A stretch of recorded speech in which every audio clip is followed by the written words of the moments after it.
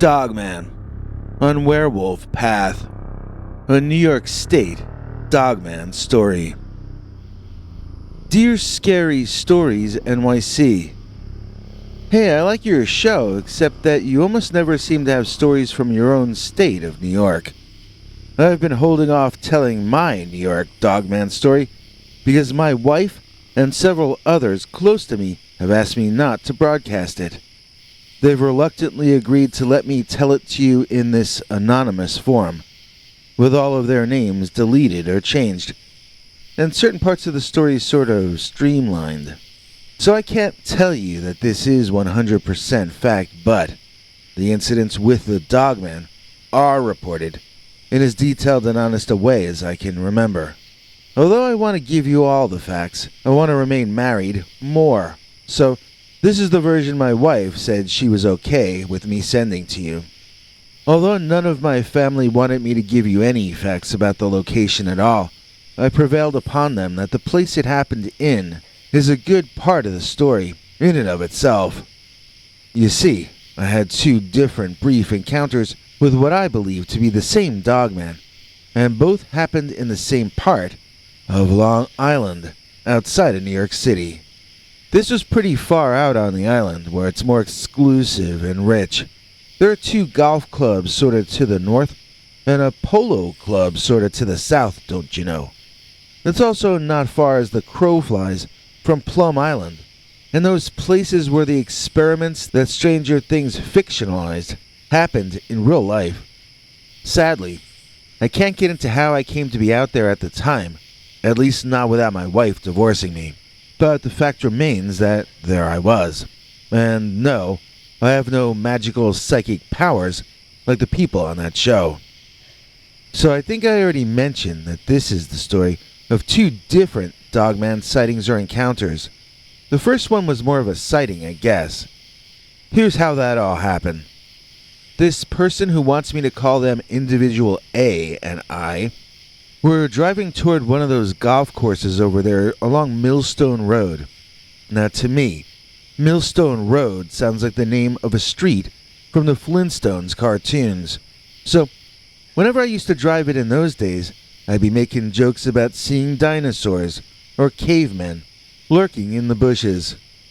That one time, really early in the morning, when the sun was only just about beginning to rise, I drove through the dim morning light, and it was Individual A sitting to my right, who shouted out something about a caveman running along the roadside up ahead. He wasn't joking. I could see it too, once he pointed it out. It was dark, and had been hidden from my notice because it was running in the shadows of the tree cover blocking the dawn light. It did seem to be a very large humanoid form, running across the side of the blacktop. I stepped on the gas in order to get up closer and pass it. My intention was to get alongside it as fast as I could, before it could react or notice what I was doing, so that I could get a good look at whatever or whoever that was. My plan next was to gun the engine and get out of there fast, in case that human or animal proved dangerous or threatening. Well, the best laid plans of guys who are driving before dawn without any coffee often go awry, and this was no exception. As I sped up to approach the shadowy figure, it darted left onto the road in front of me. Now we were on a collision course, about to ram directly into each other. I swerved right, since he seemed to be going left, but as I did so, the creature froze in my headlights as a deer might. For the briefest of moments, I got a very clear, fully lit up view of what that was. And then I sped past it, swerving and skidding and barely missing first him, and then all manner of other destruction. By the time I had brought the car to a halt some way down the road, I looked back and saw that the animal man was gone. It took a while for my heart to slow down enough to get back to driving, but I'll never forget what I saw, which was big, bipedal, over 6 feet, maybe over 7. Legit, real pointed ears that seemed to be up on top of its head. It's possible they were on the sides, but tall and pointed. In either case, ears came up over the level of the top of the cranium. The snout and nose were like that of a dog. The nose leather was dark or black. The entire creature was covered in fur of a long and full kind, in a dark combination of shades. The feet were like very large cat or dog paws, and were covered in fur. They were not feet like those of a Bigfoot or Sasquatch. I recall it holding its arms in front of it when my headlights shone in its face. They looked like arms more than the front legs of a dog. The paws were large and could probably hold things almost like human hands can. I would still say they look more like paws than hands, though, as hands never had long, knife-like claws protruding from the ends of them. The way the front legs bent was similar to how a human's arms would move and function, though. Individual A offered to take over the driving because I'd been pretty shaken up, but I was too scared to get out, and I just floored it and removed us from that country road. From then on, this weird man-animal was a big topic among my small circle of associates. More and more people kept asking me and A if it was really true, and at first, we would just tell them yeah, it was. Then there were these situations which developed in which it became untenable to continue open discussions about the creature that A and I had seen.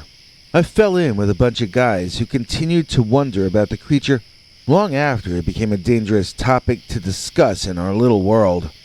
I privately shared my childhood memory of seeing a fox standing up in my backyard.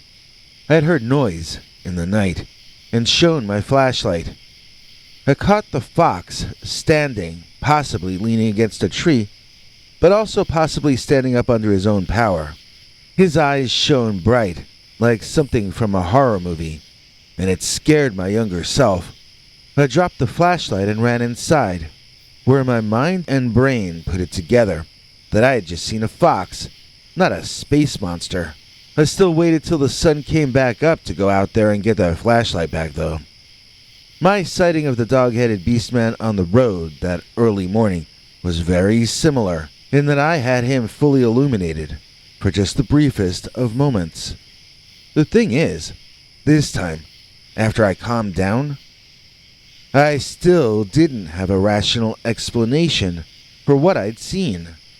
It still felt to me as though I'd seen a werewolf. That was what we started to call it, the Watermill Werewolf, or the Werewolf of Long Island. One day, a different associate who I will refer to as Individual B wanted to take me to a pond that they said they used to swim in and fish in when they were very young. It's called Camp's Pond, and we didn't know it at the time, but it's sort of dried up and is much smaller now than it was in this individual's youth. That part doesn't really matter either way to our story, though. So, Individual B was remembering the directions to me as we walked there. You go down Old Sag Harbor Road until you reach the round with the trees in the center. From there, they told me that we would take Werewolf Path on the rest of the way to Camp's Pond. I was like, we take what path? And they were like, Werewolf Path. We walk it through the woods. It's a really nice walk and blah, blah, blah, informing me that we'd be going into some deep forest, but also passing some very rich estates. In either case, Individual B asked me to stick to the road and to keep our discussion at a civil volume and tone. I made a joke about how only the upscale werewolves live by Werewolf Path, and we both kidded around about it. I retold the story I told you about seeing a real-life werewolf not very far away from where we were. I got the creeps, even talking about it though, and I began to feel unreasonably scared, considering we were walking down a path through a gorgeous woodland on a nice day with intensely thick tree cover in all directions in a fairly rich and low-crime neighborhood. So, Why were my eyes darting back and forth nervously? Why did I feel like continuing to talk about the dogman that I'd seen was tempting fate and asking for trouble? I regretted having brought the subject up because individual B found it vastly interesting. They kept asking me more and more questions. I didn't want to talk about a werewolf I'd seen while walking on Werewolf Path, but I also didn't want to be rude to individual B. I kept answering questions, each more quietly than the previous one, each time hoping that individual B would terminate the interrogation. I knew it made no sense, but I felt dizzyingly certain that something, or someone, was monitoring our conversation. I felt a kind of fear, or nervousness, that I've never felt before or since, and I found myself both shivering and sweating at the same time. I tried to calm myself since, after all, it was a beautiful, quiet day, and nothing was actually threatening either one of us. My body felt as though a bear were standing on my chest, bellowing in my face. I literally felt a kind of fear for my life, while nothing around me was anything but serene and beautiful. It had started off seeming funny to joke about a werewolf on Werewolf Path, but, I was starting to feel like I might be having some kind of a nervous attack, or attack of nerves, or something. I don't know. Sometimes it felt like the ground was far away, and then it felt too close. Nothing felt normal, and I wished I could be anywhere except walking on Werewolf Path, discussing werewolves. And then there it was. It looked just like the werewolf or upright dogman that had cut across in front of the car that morning on the way to the golf course, but this was just standing there, possibly leaning against a tree, in the same way that fox had been in the garden when I was a kid. This time the beast was not illuminated by flashlight or headlight, but by a beam of sun cutting through the leaves above and landing on him as though it were illuminating nature's finest creation. This dogman moved through a flowering bush with the world buzzing about it, just as Adam walked through his Eden. It was far beyond a frightening experience to me. It was quite awe-inspiring. I was getting to witness something again that most humans never get to see at all. I was being shown an incredibly rare, but noble, savage, either a dogman or perhaps an actual werewolf. I watched as the creature bent in a funny position, and I wondered what this natural god form would, in all its inborn wisdom, do next. When I realized it was merely bending to do a number 2, I quickly averted my eyes out of a sense of modesty. Now, while I was having this emotional experience, realizing I was once again in the presence of that same dogman, my compadre B was seeing the situation in a different light. B was just seeing a big dog take a poo on the grass, and in their eyes that was a stray. Either that or someone's dog out without a leash. In either case, B held an intolerant attitude and tossed something at the dog, telling it to scram. Now, I was stunned by what I had just seen. B had been asking me all these questions about werewolves, but clearly did not recognize one when it was right there. And this werewolf in particular took offense at this disrespectful treatment. The creature rose from its bent and crouched position, casually kicking dirt over its most recent production. The beast rose to B's eye level, and then continued upward. It did not stand on all fours, and this apparently was the first time that B was becoming aware of this fact. By the time it finished standing up bipedally like a man, the dogman had made its point. Then it had added an exclamation mark, folded the message, attached it to an arrow, and fired that arrow figuratively into B's brain. He now got it. He now understood. The werewolves were not just an idle topic for a casual afternoon. Werewolves were also big, hairy, scary, and, yes, they do crap in the woods. There might be something to the idea that the Dogman can cause some kind of an auto-fear reaction in some people, because I was definitely frightened long before he put in his appearance. The effect must not be complete and automatic, though, because Individual B wasn't even frightened after that werewolf showed up and marked its turf right in front of our eyes and noses. So maybe some part of my subconscious just remembered his scent, or pheromones, or something really subtle that the conscious mind wouldn't suss out, you know?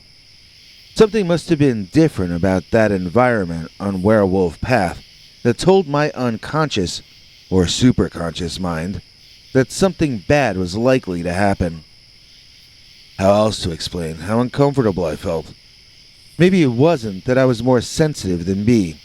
Maybe it was just that this had happened to me before, and so maybe on some level, I was remembering some odor or vibration that I wasn't even consciously aware that I was noticing. The subconscious mind can be weird like that, especially when it's noticing things that might affect our survival. Okay, so don't lecture me, but the two of us took off running. We never made it to the pond. We ran away from it when the Dogman stood up to its full height. Obviously, that's not what you do when a predator is present. It excites them to chase you. And that's exactly what this big old Dogman did. It chased B down, slamming his face into the dirt. Next, it romped over and jumped on my shoulders, forcing me down hard as well. I saw it shove B sideways into a thorny-looking bush and tackled me, almost playfully, 3 more times. It had the energy and the time to just keep slowly draining us until we finally put up no resistance, as he eventually was gonna dine upon us. We were doomed, and I think we both knew it. So what did I learn while taking turns with Individual B, getting thrown around and beaten down by that werewolf creature? Well, I learned that we can't compete with the Dogman in terms of strength. It was on another level, like trying to have to battle a chimp or a gorilla. I mean, it's just not gonna work. It's bad news. He could have easily ended either one of us 5 or 6 times over. But the Dogman seems to enjoy playing with his food. He can't have too many friends, since he keeps eating everybody. I also learned that the Dogman is lightning quick. He can hit you into the next county, then run out into the woods, catch you, and drag you back to start. It did not seem supernatural, or paranormal, or interdimensional to me. It seemed smelly and hot and nasty and covered in lice and vermin. It behaved like an animal, and so that's what I think it was. I don't see how it could have been a ghost or a spirit, unless ghosts will knock you on your face, then as you get up, come around and knock you on your butt next. I mean, I don't remember that ever happening to Zach Bagans or whatever. This was like a hyper puppy, but super-sized and dangerously strong. This was like Mighty Mutt or something, the superhero of dogs. Or maybe it was like The Rock in that new Captain Marvel movie. Maybe he's like the super villain of feral canines.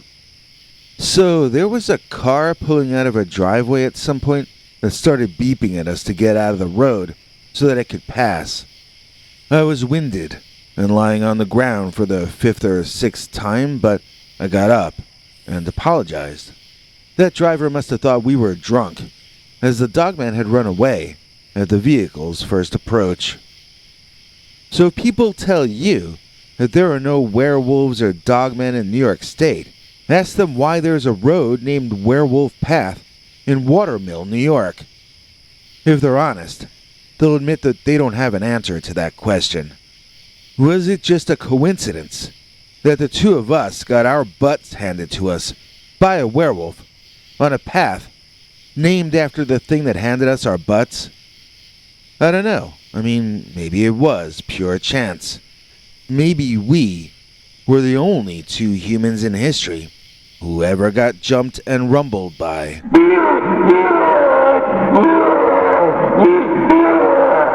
the Dogman on Werewolf Path.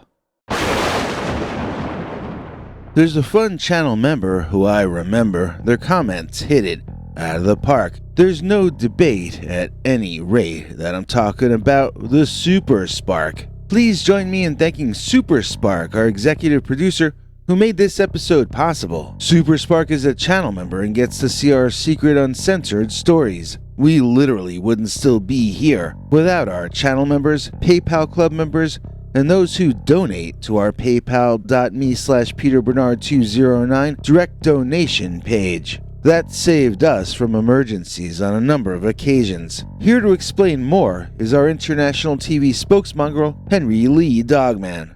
Hank? Thanks, Biggie. And thanks to all of you for watching this far. If you liked it, please click like. If you'd like to see more of our work, please subscribe. And also click that bell icon if you'd like to be notified when we put out a new episode. To become an executive producer, you can donate to us through the thanks button under each of our videos or through our paypal.me/PeterBernard209 page. To receive cool perks like secret uncensored Dogman episodes far too wild to ever run on this channel, you can become a YouTube channel member by clicking the join button or join our PayPal subscribers club at peterbernard.com. Joining either at the $3 a month level or above gets you access to our over 25 hours of secret uncensored Dogman stories available nowhere else. Do you have a scary story about Dogman or some other kind of high strangeness that happened to you? Let us know by emailing us at scarystoriesnyc@gmail.com or by leaving us a voicemail message at 804-LA-SCARY. You may need to call back on that one. It cuts off after, I think, 3 minutes. And if you don't want to do any of that stuff, thank you for simply watching to the end. Good night, and have a scary tomorrow.